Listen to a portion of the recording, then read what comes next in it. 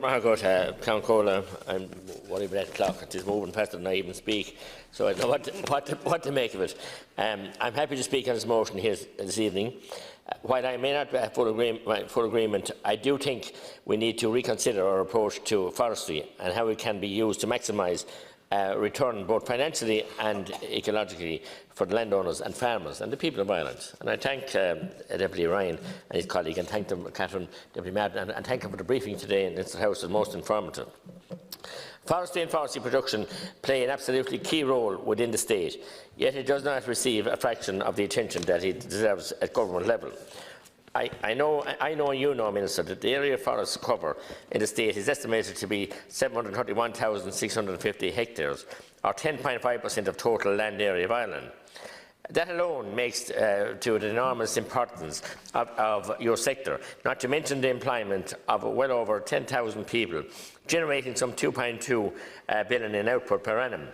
In terms of the output, we know that hurling making is worth an estimated 5 million per annum to the economy. And I hate to mention hurling, but we have to mention it, and there's no one from Kilkenny here, and we'll do lay claim to the All-Ireland final this year again, and sympathise to the vanquished.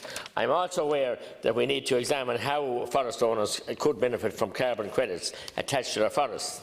As you will be aware, last year Agriculture Committee MEPs tabled proposals that would make it easier to use forests to offset carbon emissions under the EU Draft 2030 Climate and Energy Rules.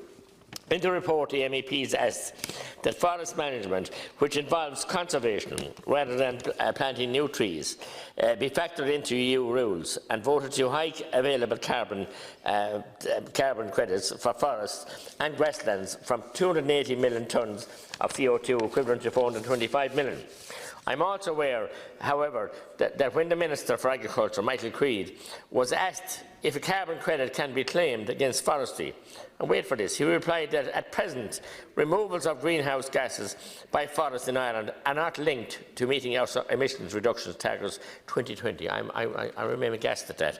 However, in October last year, that in addition greenhouse gas removals from the forest are not included in the emissions trading scheme. That's bizarre, Minister. I don't know what's going on here. The lunatics are really running the asylum. Therefore, there are no carbon credits associated with forestry that can be traded informally either against Ireland or the EU as a whole. I just want to conclude by noting that I support the motion call for the state to make a fundamental change in forestry policy, away from a narrow vision of a 30-year cycle to permanent woodland approach that would provide greater and more diverse social, environmental and economic benefits to society as a whole. Deputy Healy-Rae.